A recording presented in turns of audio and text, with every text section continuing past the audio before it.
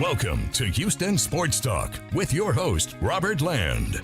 Yuck, yuck, yuck, yuck, yuck, yuck, yuck. Thanks for checking into the best Houston sports podcast, our live Texans-Titans post-game show, part of the Bleav network. Joining me, contributor Tom Chavarria, host of the Bullpen podcast. And Tom, this did not look like a very well-coached NFL team today. It just did not look good by D'Amico Ryans getting these guys ready to play. I'm trying really, really hard in the moment, because the game just ended, to be reserved, to look half glass full, but it's really tough. I mean, this is a team that, the Titans, you shouldn't need an excuse to want to beat the Titans. It's a division rival. This is a team that I think they had no business being in a game with. Obviously, Tennessee showed up. They came with everything. I think you saw one of Will Levis's best games as a quarterback. I think he kind of took pride in trying to prove something today. I know earlier in the week he got asked about this matchup and asked about CJ Stroud, and he wasn't a big fan of it. And he played, probably the game he needed to play for them to win. We're obviously going to get into a lot of it. You hope that this is something that, okay, not that they should need it, but this is something that, all right, now you get their attention. Like, you see this can happen. Now we need to get right. I don't know what else needs to be a wake-up call. This Texans offense, it's the same thing. They are the master at shooting themselves in the foot. We're going to get into that, but I mean, just over and over again. And if you want to put it all on Bobby Slowick, put it all on Bobby Slowick if you want. If you want to put it on Chris Strausser, you put it on Chris Strausser, the offensive line coach. But let me just say, this quarterback's got a lot of stuff that he needs to get straightened out. And there's just stuff that, I'm going to say this much, Tom, and it's going to piss off some Texans fans, but somebody's mouth got a little bit ahead of himself. The NFL will humble you. CJ Stroud in the offseason said, I'm a top 5 quarterback. You were a rookie, dude. You did it 1 year in a row, okay? The NFL does not care about 1 year in a row. And CJ Stroud, you're humble now, buddy. I mean, this is it's not as easy as you thought it was, is it? I disagree with you on that. I think you want your quarterback to have that mentality. You want him to have that moxie. He's going to struggle. If you thought that he was to himself. Have it to himself. You have that mentality. You don't have to say it out loud. You don't have to go on every podcast telling everybody how great you are. You don't need that. You don't need that. You don't need a target on your back. Okay. I mean, the target's always going to be on his back. That's never going to change. Whether he says everything or nothing, he will always have that target on his chest, because that's the way it is. Patrick Mahomes says nothing. There's no one in the league that doesn't think that A, he's that confident, and B, there's not a target on his back. If Patrick Mahomes came out tomorrow in a podcast and ran his mouth, yes, he would have a trophy case to show for it. But if he did that year one, I would think that's the mentality you want of your quarterback. There are a lot of moving parts wrong with this team. You've mentioned them. The podcasting thing, the offseason stuff that CJ Stroud did is not one of them. To me, it's not. Yeah, I don't, there's no need to put up bulletin board material. Just do your job. And, I'm not about that after year one, after rookie CJ Stroud. He claimed himself like, I'm a humble guy and all this stuff. And then he goes out and does that. By the way, we're going to get to the comments. Thanks, guys, for popping up so many comments. Brought to you by MyBookie. The show's brought to you by MyBookie. And hey, Thanksgiving's around the corner. It just isn't about stuffing your face. It's about stuffing your wallet. MyBookie's got a bunch of killer promos to help you do just that. On Thanksgiving Day, MyBookie's boosting the odds on Devon Achane to score the first TD in the Dolphins-Packers game. If he scores first, you cash in big. If he doesn't, MyBookie's got your back with a full refund. That's what I call a no-lose bet. Starting Monday, MyBookie's Telegram prize pool contest kicks off. The pool starts at $15,000, grows up to $5,000 for every 1,000 new subscribers. All you have to do is join the Telegram channel by December 1st to lock in your share. Already subscribed, are you? Well, good, because you're automatically, and the more subscribers, the bigger the winning. So spread the word. Let's make this jackpot massive. And now here's the game plan for Thanksgiving. load up your plate, grab your phone, and let's make this jackpot massive. Now, here's the game plan for that. MyBookie's giving you risk-free football action, a shot at a growing prize pool. And if you're new to the family, they'll double your deposit with our promo code HST as a Houston Sports Talk HST. Bet anything, anytime, anywhere. Just look in the YouTube or audio description for that link that you need. And of course, HST is your code. All right, let's get to the action. Possession by possession. As always, what a start to the game. It looked good off the bat. Tom, Dameon Pierce, 80-yard kickoff return. First play from scrimmage, 19-yard touchdown to a wide-open Cade Stover. It was great. That was great. Absolutely. Couldn't have started off any better. Dameon Pierce came out, took advantage of what a lot of people consider as one of the worst special teams in the league. Tennessee's had a really hard time, playing on that end of the football, and the Texans took advantage. I thought it was great to get Stover involved. I think when you have Nico Collins being such a focal point, I think for CJ, one of the things that I want to talk to is about spreading the ball around a little bit. And, instead of like funneling so much to Nico, I thought that's how Cade Stover got wide open. It was a great start to the game. All right. Titans get quickly back into it. They get into Texans territory, but welcome back Will Anderson. He sacks Levis, forcing a Titans field goal. More on Anderson as we go along. Nothing doing on the Titans' next possession, although Mechie made a nice first down catch. Texans D not looking good early. Titans put together a 10-play touchdown drive. Not looking good, period, really, for most of this game. Stingley and Murray get beat deep. 38-yard touchdown pass from Levis to Westbrook Akine. Tom, who made the big mistake on that? Because it was zone coverage. Looked like probably Murray, right? I don't know.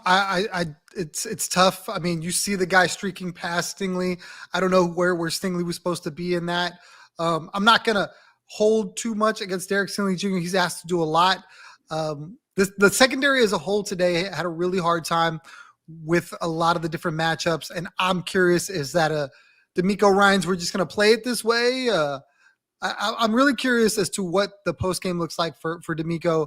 The defense, while had tons of gaudy stats, just gave up huge plays. And this was a day the offense needed to pick them up, and I don't think they did. We'll get into that, but yeah, definitely can't give up the big plays to them there. Yeah, and then Michael D says no offensive TDs in the second half again. Yeah, I mean, that's the story. It continues to be the story. Can't get it done in the second half. Texans offense once again gets a 1 first down throw and then a punt. That leads to the Titans carving up the Texans D again. Jimmy Ward beat deep on a 63-yard play. You'd sort of make up for it later, but Pollard finishes this drive off, 11-yard touchdown. At this point, Tom, I'm just kind of dumbfounded because this is about as healthy as we've seen the defense in a while. And the Titans offense ranked 25th in the NFL coming into this game. I don't get caught up into rankings and numbers and things of that issue. Like any team, as you can see all across the league all week long, Carolina is not a good team. They took Kansas City to the very end of the football game. There's games in overtime right now. Washington's losing to Dallas. So this team's ranked this way. They should lose based on that any given Sunday for me. Edwin Hamilton says CJ needs to stay off podcast this summer and add to his bag. We agree on that. Screw Tom. He doesn't know anything. By the way, Michael D says, thanks for CJ criticism. The Texans finally get a big play on offense. Love the play action on first down. Keep doing that. Stroud hooks up with Tank, 37 yards to the 22. And after Nico draws a holding penalty, Nico catches a 5-yard touchdown. Perfect pass by CJ. There's still those moments, Tom. And Nico is still Nico. Nico's incredible. I'm not opposed to criticizing CJ. I just want to be very clear. I think his game needs a lot of work. I think there are things that he was doing year one that he's not doing year two. I think part of that comes with the league adjusting to him. The podcasting thing to me doesn't matter. To me, say whatever the hell you want off season. I don't care about that. It's what you do on the field. Is he struggling? Yes. I totally agree that he's struggling. I think that there's some throws that he missed today that he normally makes. And we'll get into those too. And that changed this game this way, that way, whatever. But as far as like CJ not being able to speak his mind, I don't care about that. But you're right. He did make a play there. Yeah, Michael says, CJ is not a leader. It's easy to be a leader and easy not to be a leader, depending on if you're playing well or not playing well. I mean, there's been no sign that he is not a leader. He's beloved by those guys. And, we have heard nothing inside the Texans locker room. So I just going to go ahead and run past that. Next possession, Texans D trying to get off the field for the first time in 4 drives. Alshire, terrible late hit, putting the Titans in Texans territory. Not a good day for Azeez, but they get lucky because Pollard drops the handoff. Mario Edwards recovers. Very first play after the fumble. Nico. Huge pass play to the 9. But on 3rd and goal, the Titans surprise the Texans with the corner blitz. Stroud's got to throw it away and settle for a Fairburn field goal. Any complaints, Tom, on the play calling once they got into the red zone? Obviously, the Titans are a terrible red zone team, and the Texans, they were okay, but they not good enough in this game. My only complaint is that CJ's underthrowing a lot of these passes. I need him to overthrow somebody just once, just so I can see the arm strength, because there's been interceptions that were underthrown. The throw to I'm struggling with names right now. If he hits Nico in stride, that's a touchdown. Right now, I feel like he's trying really hard not to screw up instead of just letting it rip. He's trying to make every play. He's trying to be too fine. I need him to be a little on the reckless side the other way and see what happens. John Tro brings something up that they brought up on the broadcast. And, yes, Slowick, there's got to be some variation in what he does running. And it feels like he also tends to run inside for a while and run outside for a while, as opposed to, okay, let's run inside, let's run outside. Let's mix it up. Can you criticize him for that, Tom? Do you think he's running it too much inside? I don't know. I mean, a lot of people want them to be a identity, like find an identity. Like, okay, what are we? Are we throwing the ball over the yard? Are we trying to run the ball with Mixon a lot? If you believe that Mixon is the bell cow that a lot of people do, and he is very critical to their success, then you can't be afraid to run the ball inside, though. Inside against Jeffrey Simmons and Tavondre Sweat. I mean, against a team that's really good inside, against with the Texans. Center guards that aren't good. We know that's the weakness of this offensive line is those 3 guys. 100%. But I'm just saying, more or less, to keep it honest. I'm not saying you have to abandon it. I'm not saying those guys are in the middle don't run it at all. Just maybe more to the outside. I thought they should have threw the ball to Joe Mixon more today, and that would have helped him be able to run the ball more. That would have been my criticism of Bobby Slowick. You see so many running backs in this league that you get them outside into space on design screens like that, and they just break huge plays. The one big play that Joe Mixon had was basically that. It was a little screen play to the outside, and it was 2-on-1, and he beat him.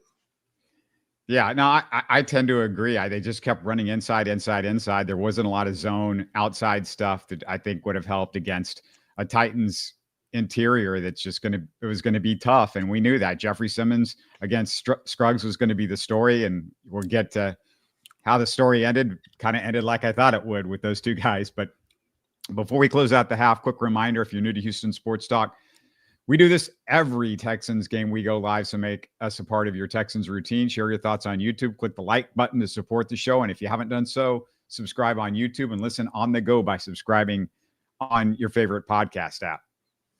Back to the action, Titans 2-minute drill. After they get into the Texans territory, 2 huge sacks, one by Danielle Hunter, his second at that point, the other by Azeez. But Stroud, the massive mistake, Tom, the pick on a throw to Mechie, miscommunication, whatever. You just can't do it. I mean, it's the only way they were going to score at the end of the half, and they go in with the momentum. You had the momentum. You just scored 10 straight and tied the game. Yeah, the broadcast made a pretty key observation to me that both Tank and Mechie both sat down on routes right there on either side. So I really felt that was a mistake on CJ. If there's anything that I think I'm seeing more and more that I think we came to think was something that he wasn't going to have an issue with, it was accuracy. There's been some throws where I've seen where, he has something a little low, a little short, where you see him in some of these skill competitions in the Pro Bowl where he's just absolutely painting targets. And right now he's not doing that. And I think when he gets back to that, you'll get more of the CJ Stroud from last year than whatever this is we're seeing now. Texans D tries to salvage it. Back-to-back sacks by Will Anderson and Danielle Hunter. That's 5 sacks between those two guys in the first half. But Nick Folk booms the 56-yard field goal, makes the CJ pick costly. And how often, Tom, does an offense give up 7 sacks and have 20 points against it at the half? Kind of reminded me of the 5-interception Lions game. Yeah, I mean, when you have big explosive plays like Tennessee did in the first half, just like the Lions did in that game, you can get out of holes really quick. Normally, you would think in a game where they had all these sacks, it's punt, punt, punt. But when they score the way that they scored today, it made those other plays obsolete, in my opinion. When you get these huge chunk plays where you're able to just march down the field in a short amount of time. Eddie says total team loss. Offense still can't sustain drives without help. Defense gives up chunk plays. Fairbairn misses a layup. And I'll get to Fairbairn in a second. We'll get to the end of the game shortly. But, yeah, defense hasn't given up a ton of chunk plays. They've made that point multiple times in the broadcast. This is the worst that they've looked since the Colts game, probably first game of the year when Bryce, ripped them with, I think, 3 big chunk plays in that game. But, I mean, it's just they didn't look like they were prepared. There was just guys running open in the secondary. I'm not going to give them a pass for this game, but that's not been their identity, Eddie. So third quarter, we find out Petry's out for the game. So after having all the guys kind of back on defense for the most part, so much for that. Now Petry's maybe gone for a while. That looked pretty serious. And, let's hope that Petry's going to be able to come back. But Titans drive into Texans territory. But for the second time, the Texans catch a break. I mean, Titans kept trying to give them the game. Like, here, take it from us. And bad snap on third down, but 3 more points for the Titans. And Tom Aziz, his second costly penalty of the day, it eliminated a third down sack. It continued the drive. This is like the worst that we've gotten from Aziz. Just some brain dead stuff from him today. That personal foul earlier was terrible. You want better from one of your captains. I mean, he's got to be better than that. The second penalty I didn't agree with. I didn't think that. I mean, you could call that every play if you wanted to on both sides of the football. I thought there was some hand fighting. It wasn't that serious. The guy made a breakaway. It was just a quick flag. You're right, though. You definitely don't want that from one of your captains. It was tough. He didn't argue it. He clearly took it. So, I mean, I guess there was enough there for him. I didn't think there was much of a foul on that play. Time for the Texans' pathetic second half offense to go ahead and take a shot. And on 3rd and 1, Mixon stuffed at the line. And boy, Tom, this is coaching. Weird confusion by the Texans, who looked like they were going to go for it. But Stroud looked like he couldn't hear the play call. As usual, Texans are slow to get a call in. This has been a continuous issue. So instead, they take the penalty. They don't go for it. And Tom, why don't they just have a quick quarterback sneak that doesn't need to be called in a situation like that?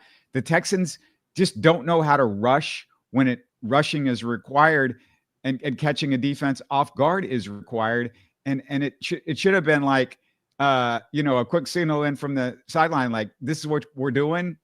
And, or if we're in this situation and you think you can sneak and it's a half a yard, let's do it. But I don't understand how they could look this incompetent. And this is, D'Amico's got to get this stuff corrected.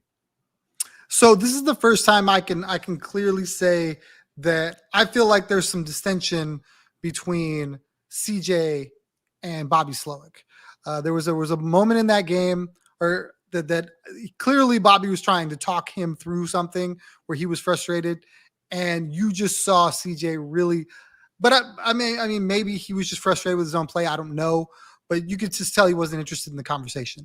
I wonder with the play you're talking about, if that's really about CJ not wanting to QB sneak, like he's told them that's not something he's comfortable doing, because it just seems like at this point you do it just for the sake of doing it. As many 3rd and 1s as they've not converted, trying to run it with Joe Mixon. So I don't know. I wish somebody in the media would ask that question. I'm very curious why they don't feel that they can QB sneak for a yard. They can't gain a yard that way. I want to say this is like the 3rd or 4th one this season where they haven't converted on 4th and 1 or 3rd and 1 of some instance. So I don't know. I really wonder what CJ's critique on this game will be. I don't love what Bobby's doing right now. We've been talking about Bobby for a while, but part of it for me is both of them together. I don't think they're on the same page. Why not a tush push? Why don't they even have that in the playbook? I don't understand that either. I get it. Like this inside part of the Titans defense, Sweat's huge. Simmons is a problem, but if you just time the snap up right, you typically can get this type of play done. It doesn't take a lot of push right there. And Stroud's a good athlete and he's not small. I agree. I don't know. I wish somebody would ask that question. Of course, the Titans get a QB sneak first down on their next possession, like immediately. But the Texans D finally stops them. Can the Texans take advantage? Nope. Stroud throws late over the middle to Nico. Terrible interception. But Jimmy Ward steps up big time. The miss earlier, the long play that he gave up earlier, he makes up for it. First by blowing up a play in the backfield, and then he follows it up with the pick 6. Jimmy Ward looked really good in the nickel. I don't know if that's something that we can, if this indeed Jalen Petrie is going to be out for a while, if Jimmy Ward becomes that guy. I don't know what that does for the safeties, because I don't love Eric Murray back there. But Jimmy Ward looked a lot like Jalen Petrie in this game once he moved into that nickel role. Yeah, I've lost it in the comments, but somebody even referenced that he was good in the nickel. It's truthinization, I think, here. Much better nickel safety, which is to say he shouldn't be a safety, which I don't know about that. But I mean, these guys, they all have their roles and things like that. Tommy Togiai gets the 8th Texan sack, inciting a Texans D 3 and out. But this is the Texans' second half offense. And on 3rd down, oh my God, Tunsil and Scruggs, back-to-back false starts. Then the O-line gives up a sack, but the Titans again hand out holiday gifts. Another costly fumble on the punt return. Chris Boyd recovers it. But Tom, after a bad 3rd down throw by Stroud, Fairbairn sets an NFL record with his 12th field goal this year of 50 or more yards. Props to Fairbairn, and we can celebrate him for exactly, I don't know, what, a half a quarter? Maybe 20 minutes? Yeah, I don't know. I mean, it's great that he is so consistent from long. I just wonder what's going on with some of the other stuff, because we're going to get into it, but you definitely can't miss the layup, as somebody in the comments said. And as far as, the Tunsil thing and Scruggs thing, that play for me, the first one, I thought was on CJ, because Tunsil or Howard could have got that, because they both left at the same time. When 2 linemen leave at the same time, it makes me think it's on the quarterback's cadence and not on them. Kind of like, when everybody moves, but the center, it's the center's fault, not everybody else. Yeah, that's been a problem all year with the Texans. And you have 2 young centers that haven't played a lot. And that could have been a big mistake, Tom, to rely on 2 young centers and CJ Stroud over these last 2 years. I mean, you got nobody that knows what they're doing as far as where to set offensive linemen up, scheming, all of that sort of stuff. That might have been a big mistake by Caserio. I mean, the offensive line's just been a big mistake, but that was a big mistake. I actually heard Seth Payne make that reference, and then he said he was going to ask Caserio about it, but then he didn't ask him about it. So I wish he had asked him about it. I mean, he said he was going to do it, and then he didn't do it for some reason. So, but the Texans D continues to give up big plays in this game. Okonkwo catches a 70-yard touchdown. Eric Murray, he's hit and miss, and he missed this one. He whiffed on an open field tackle. What did you see on that one? It's exactly as you called it. I mean, that's why I don't have a lot of faith in Eric Murray. I think he's, a player that the guy that's the last player on your team that you're trying to decide, should I keep him or not? I think he can play. I just think he makes more mistakes than he makes exceptional plays. And we end up talking about him like this. Yeah, it's secondary depth and it's the offensive line that's been Casario's downfall in this season in so many ways. Christopher says, if we just had an average offensive coordinator, we could have pulled off this and the Lions win, possibly the Packers as well. Potentially true. If we just had offensive linemen that just couldn't put one foot in front of the other and not commit penalties and not give up, ridiculous whiffs and I don't know. There's other stuff going on too. The Texans' next drive stalls when Stroud sacked. Wasn't much of an O-line breakdown as much as a strange play scheme, I thought. Having the guard pull out there, somebody referenced it earlier in the comments and agreed on that. Then Tank's catch is broken up. Great Titans secondary play on that one. The Texans D shuts down the Titans inside the 5. Lassiter commits a bad holding penalty on the punt. And then it was a litany of penalties. Stroud hits Nico for the touchdown. Yet another awful penalty on an illegal shift. Then it's Patterson with a holding penalty, the third penalty in about 5 minutes, and the 10th of the game at this point. And it's as simple as, Tom, they couldn't overcome all the penalties. I mean, yeah, Fairbairn's got to make that field goal. I get it. Terrible that he didn't make the field goal. But if I'm being honest, this bumbling offense didn't deserve points in that possession. That was awful. Yeah, I guess that's one way to put it. I definitely felt like the play with Joe Mixon, there was clearly some sort of communication issue there, because you don't see Joe Mixon do that. And clearly it was him, because CJ gets to talking to him after the play when him and Tank were moving at the same time. The holding penalty, I thought, had more to do with CJ for me. I thought he held onto the ball too long, and you're just asking those guys in the middle to just do so much blocking of guys that are twice their size. There was a play earlier where I think it was Sweat. He just literally swats Shaq Mason away like a fly. That guy's just so big. So I think part of that scheme too, you got to scheme that. You can't have that guy just running at you. They had a couple of guys in this game have their first sacks of their career. Tavondre Sweat was one of them. To me, that screams, okay, we're spending too much time holding on to the football. I think that's something that helped Will Levis out a ton. You saw them come out fast with the football to, in breaking routes, stuff like that. The play to Tank Dell you referenced, I felt like that was poor placement on CJ. Again, if that ball's out in front of him, he's not having to jump in the air to give the secondary a chance to break that up. These are things that, CJ just had a bad game. I truly believe CJ will tell you that this game is on him, that he had a bad game. And if he makes 5 or 6 different plays the other way, regardless of all the other crap, they win. The good teams, every one of their pieces picks each other up, right? So for CJ to have a bad game and the defense to have a bad game, the special teams needed to be elite. I thought they were in spaces, but you cannot miss that field goal. Kansas City beats Carolina on a game-ending field goal. The Texans probably find a way to win this game if they go into overtime at home. Kaimi's got to make that kick. There's no rhyme or reason for that. As bad as this team played, they could have found a way to win this football game. And the games that they're losing, the game to the Lions, the game to the Packers, they were in these games because parts of the team picked the other pieces up. And that's how these teams like the Lions and the Chiefs have these gaudy records, because whether or not they play their best football, they find a way to get it done. And that's what the Texans are lacking right now, in my opinion. Do I think this is how they'll finish the season? No. Do I think that eventually they'll figure it out? Yes. Like you spoke to, there's young pieces. The offensive line, they're the ones calling the protections. The center's calling the protection. The guard's calling the protection.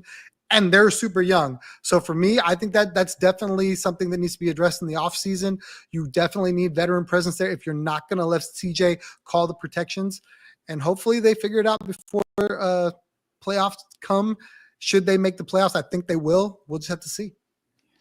Apparently, the Chiefs can get away with this every week, but the Texans, these close games every week, you're going to win some, you're going to lose some. You look like a 500 team. The Texans are above 500, but really look like a 500 team, to be honest. And the Texans, you can't continue to rely on your field goal kicker to bail you out. He bailed you out early in the year. He bailed you out with some big kicks early in the year. Now it's coming back, and he's missed a couple. Look, Stroud, bad game today, bad game against the Packers, bad game against the Lions. There's too many of these he's putting together. He's stringing together too many over the last 5 games. Not great, particularly against the Jets either. So, there's no excuse now. You've got Nico, you've got Mixon, you've got Tank. I mean, I'm sorry that you don't have, Diggs, and you don't have like 14 different guys to go to, but he's got weapons. These are just blatant mistakes. These are not receiver mistakes or whatever that he's making. Let's close it out. And Texans D holds with the 3 and out. Hunter and Toa big plays, but yet another penalty. MJ Stewart, his second special teams penalty of the game. Man, I mean, it's the only reason he's on the team is special teams. It's the only time you see this guy. I mean, it's like Steven Sims would fumble the punts. And I'm like, dude, the only reason you're on the team is this stuff. And we knew Jeffrey Simmons was going to be a problem against Scruggs. That the huge moment happened. He gets the sack. I mean, Tom Stroud, I also want to point out, terrible decision. He gets freaked out on the 3rd down instead of staying in the pocket on the safety. Titus was getting pushed, but there was still a pocket. And I'm just not sure what he was doing, putting the defender back in the play. All he had to do was step up there. I didn't feel like it was necessary for him to try to escape out the backside. Yeah, it was definitely a mistake on CJ Stroud, in my opinion, as well. These are growing pains. These are things that every young quarterback goes through, and you're like, man, that was boneheaded. I think he'll learn from it. Obviously, I think the field position played a role.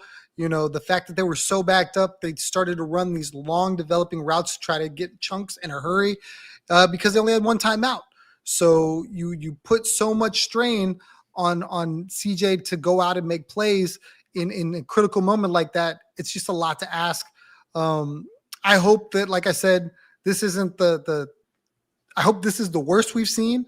I hope these are things that get corrected. We see a totally different team against Jacksonville, and then we reassess after that. A couple of guys are calling for Slowick to be fired again. This is bad. Slowick has to be fired. Brandon says they need to fire Slowick to see what changes they can do and what can be adjusted for next season. I don't know if I know it's not going to happen this week. I would say if they do decide to make a change, they got the bye week after that. So maybe that's the time if they do want to make a change this year. But at the same time, does that correct Stroud's terrible, throws? Does that correct, Juice Scruggs not being able to stay in front of anybody? Does that correct Tunsil getting a penalty every single game that kills you? I mean, there's so much that needs to be fixed on this offense. And it's not like everybody wants to point. It's a team game, I will say. And we're at the point where this is a team issue. We got rid of Kenyon Green. Can't blame him anymore. He's not a scapegoat. But and it's better. In some ways, it's been better. The offensive line's been a little bit better. But, the penalties just keep happening. Yeah, it's definitely a concern for me.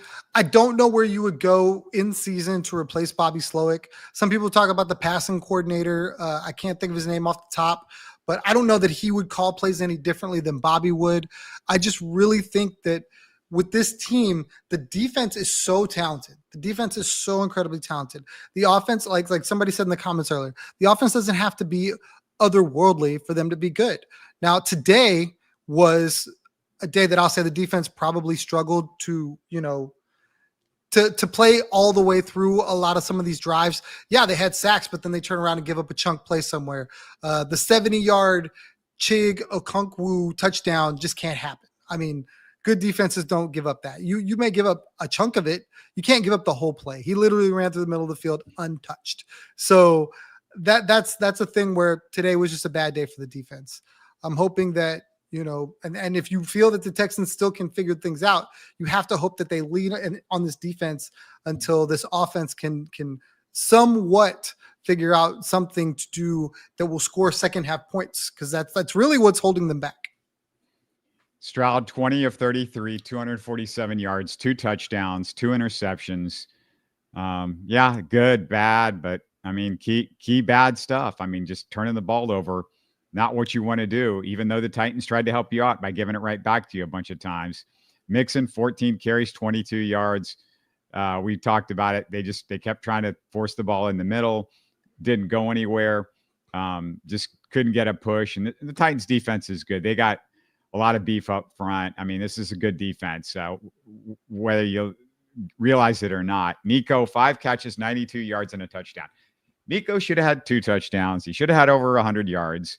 He got it, that last touchdown stolen from him. Tank Dell, 3 catches, 72 yards. He had the big chunk play. Stover had the touchdown. So good stuff, I think, for the most part, by your receivers. I have no receivers that I have complaints with. Robert Woods, had a catch. Mechie had a catch. I didn't feel like there were catches left on the field. I didn't feel like there were drops. Am I missing anything, Tom? No, I agree. I think what the offense was able to accomplish with the wideouts, I thought was a product of CJ. When there was stuff for them, they made plays. I think that something has to change with this offense. I don't know what it is. I don't know what the formula is. I'd like to say it's just the offensive line, but even when there was good blocking, I thought the ball didn't come out fast enough. I think sometimes CJ just falls in love with trying to hit home runs, and I'd really like him to take the 5-yard, 6-yard play and just be okay with it. And that's just my personal opinion. The MVP for the Texans in this game, it's not even a question, Tom. It's Danielle Hunter, 3 sacks, 5 tackles for loss, and with Will Anderson missing games, Danielle Hunter is probably this Texans defensive MVP for the year. I mean, if this continues, he can stay healthy. He's just been incredible. Yeah, he was a great pickup. I think, he was kind of lost in the shuffle when people talked about what the Texans were able to do in the offseason. Joe Mixon has been the shiny penny for, the last month and a half, and rightfully so. But all Danielle Hunter's done has been just absolutely 100% healthy. He's played, every game. And then now he's the team leader in sacks. So Danielle Hunter's been great. Yeah, you look at the big picture in this game, Titans 369 yards to 260 from the Texans. So they outgained you by 100 yards, which, it just shouldn't happen. If you think CJ Stroud is good and if you don't think Will Levis is all that good. But right now, if you look at the 2 guys play, you watched them today, I don't know. There wasn't a whole lot of difference. I mean, Levis held the ball a bunch of times, causing some sacks, but, otherwise, I mean, a lot of the stuff that I saw was pretty similar, Tom. Tell me that there's a big difference still between these 2 quarterbacks. I really don't think so. A lot of people made it look like there was this huge gaping chasm between what Will Levis is and what CJ Stroud is. And I don't know. Now, I do wonder if, offensive coordinator's doing a really good job just scheming up ways to make Will Levis better than he is, where I think the chat room and us kind of feel that Bobby Sloak's kind of hindering what CJ can do.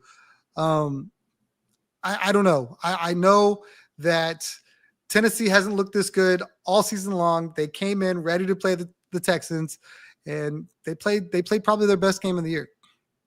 Callahan out-schemed D'Amico, offense, defense. It was simple as that. I mean, you scored 27 points. I mean, I get it. One of those touchdowns was on defense, but you scored 27 points in this game. D'Amico, his defense just didn't look ready. He was pissed at the halftime presser the halftime on field, but I felt like that's him. Like, he's got to have these guys ready to play. Yeah, I can't argue with you there. Obviously, the line played phenomenal in getting to the quarterback, but outside of that, and the one play that Murray made, we didn't talk much about Stingley. I think Stingley has got to start traveling with some of these wide receivers. I know that's a D'Amico philosophy that he doesn't like to employ, but how Calvin Ridley helped get Will Levis going. And if Calvin Ridley's not able to do that because he's attacking, your nickel guy or whatever, maybe Will Levis doesn't have that huge game that he had. Yeah, this is an adjustment D'Amico's got to make as a defensive coach, because we've been complaining about that a number of times, leaving the best wide receiver open when you have a shutdown cornerback like Derek Stingley. And by the way, D'Amico said in the postgame, our offense did plenty. They gave us enough points. So he agrees with me on that one. CJ Stroud said the penalty that nullified the Nico touchdown, that's on him. So again, I'm going to go back to, this is CJ Stroud. This is stuff that he's got to fix. He said he gave 2 motion calls to Tank and Mixon by accident. It was only for Tank. So that explains that issue. And Stroud said it's no secret, quote unquote, I haven't been playing well for my standard. So, I mean, it's not just us criticizing Stroud. He knows it. He's got to play better. And the Texans can't be the Texans until CJ Stroud gets his act together. I 100% agree. Yeah, he said on the first INT, he couldn't quite see John Mechie, put it in the window. And then he said the second interception was too low of a throw. Does that sound about right to you? Yeah. I that sounds about right to me. I mean, he's got the best view of it all. So, yeah, it's your quarterback. It's the NFL. This is your quarterback. I know everybody wants to, could Slowick be a little bit better? Yes. Has he been a problem? Yes. If CJ Stroud, though, was the CJ Stroud of last year, Tom, how many more wins do we have? 2? At least 2, maybe 3. Yeah. I mean, that's a big part of it. And, you win with quarterbacks. This is the NFL. This is the difference. It's the paper thin difference in the quarterbacks. Those are the guys. Bobby Slowick was a genius last year when CJ Stroud was playing great. Everybody loved him. He was everybody's darling.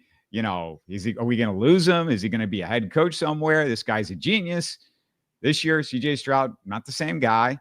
Offensive line, yeah, that's an issue too. But I think much of the offensive line, the majority of that, is not a Bobby Slowick issue. That's a Caserio issue. That was putting the wrong guys and putting too much trust in the wrong guys, I should say, Tom. And so, I just come back to the point of I think we need to get over this Bobby Slowick's the scapegoat. I don't think it's as easy. I would say he's a percentage of the problem, but a small percentage right now. Sounds like my argument for Kenyon Green, so I'm here for it. Yeah, no, I didn't think Kenyon Green was everything that was wrong, but I just thought getting him out of there would have helped. But I just didn't think they would go do something this kind of weird and put Juice Scruggs back at left guard where he wasn't very good last year. And we knew that. We saw that. So, yeah, it's just it's a frustrating deal. You still think they've got control of this division? Oh, absolutely. Indy lost today. I don't think Tennessee is just going to magically win every game from here on out and be an issue. I think as long as the Indianapolis Colts are at arm's length, they have the tiebreaker. So even if they won out, I think now the best they could do would be 9 games. I feel like the Texans can get to 9 games. That's just me. They got another game with Tennessee. I'm sure that'll be a totally different game. If they have to play it, we'll just have to see how it works out. But then they've got Jacksonville next week, which I have no faith in, and we'll see what happens from there.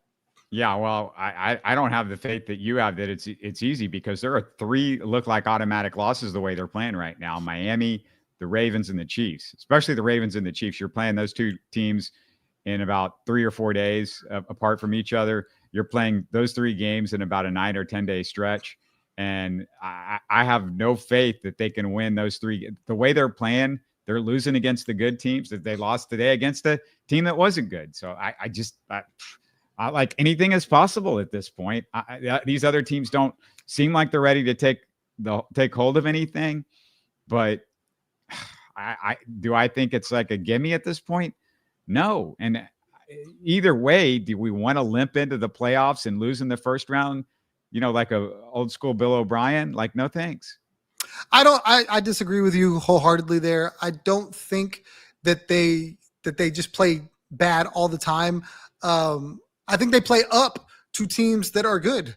Like at halftime of the Detroit game, tell me you thought that was the same Texan team that struggled with Minnesota, because you didn't. I didn't. I was like, who is this? They are playing. They're toe to toe with, which a lot of people thought was the best team in the NFC.